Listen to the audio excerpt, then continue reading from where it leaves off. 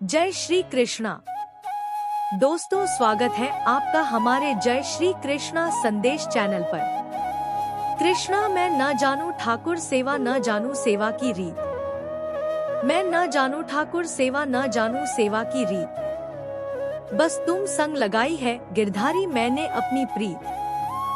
बस तुम संग लगाई है गिरधारी मैंने अपनी प्रीत। अगर आप आज का संदेश सुनना चाहते हैं तो आपके सामने जो 3 पुष्प दिखाई दे रहे हैं उनमें से बस एक पुष्प आपको आपके लिए चुनना है।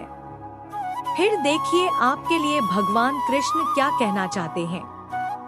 भगवान कृष्ण ने साक्षात हमारा हाथ थामा है तो डरना कैसा। दोस्तों, आज एक बार फिर से आपके लिए एक अनमोल संदेश लेकर आए हैं जिसे सुनते ही सुखों के रास्ते खुल जाएंगे। तो दोस्तों, आपने आपके लिए एक फूल चुना होगा, ऐसी मैं आशा करती हूँ और आज का संदेश भी सुनाती हूँ। अभी जिन कृष्ण भक्तों ने 3 नंबर का पुष्प चुना है उनसे भगवान कृष्ण क्या कहना चाहते हैं यह जानते हैं। भगवान कृष्ण आपसे कहना चाहते हैं कि मुझे पता है तू अंदर से टूट चुका है। तुझे अब किसी पर भरोसा नहीं रहा, तुझे किसी से उम्मीद नहीं रही। इस जहां में तुझे समझने वाला कोई नहीं और इसलिए तू खुद को बहुत ही अकेला महसूस कर रहा है ना? सही बात है ना? लेकिन एक बात समझ ले, मैं टूटी हुई चीजों का इस्तेमाल बड़ी ही खूबसूरती से करता हूँ। अरे मिट्टी के टूटने से खेत बनता है, बीज के टूटने से नए पौधे की संरचना होती है। इसलिए जब तू खुद को टूटा हुआ महसूस करेगा तो समझ जाना मैं यानी कि तेरा ही कृष्ण तेरा इस्तेमाल किसी बड़ी उपयोगिता के लिए करना चाहता है। अभी जिन्होंने 2 नंबर का फूल चुना है उनसे भगवान कृष्ण क्या कहना चाहते हैं यह जानते हैं।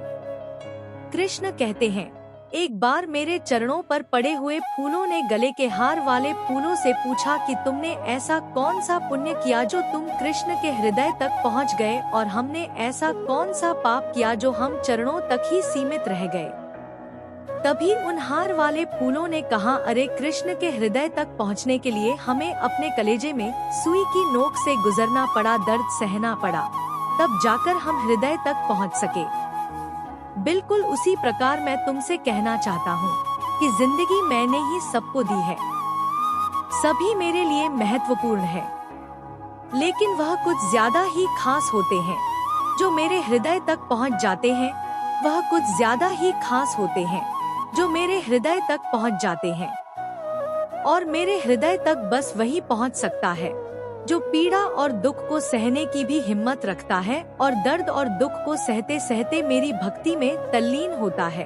क्योंकि अक्सर लोग दुख दर्द आने पर मुझको ही कोसते हैं। अभी जिन्होंने 1 नंबर का फूल चुना है उनसे भगवान कृष्ण क्या कहना चाहते हैं यह जानते हैं। अरे तू तो मेरा वह भक्त है जिसको साक्षात भगवान कृष्ण मजबूत बनाने की कोशिश करते हैं। एक बात कहूँ, कड़वी लगेगी मगर 100% सच है। सोने की लंका, पुष्पक विमान तो रावण के पास थे, फिर भी राम ने तो वनवासी देखा ना।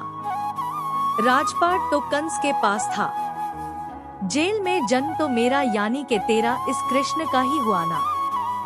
राजमहल में तो कौरव रहते थे, वनवास तो पांडवों को भोगना पड़ा था। इससे एक बात समझ, और वो यह कि संघर्ष हमेशा सत्य के साथ चलता है।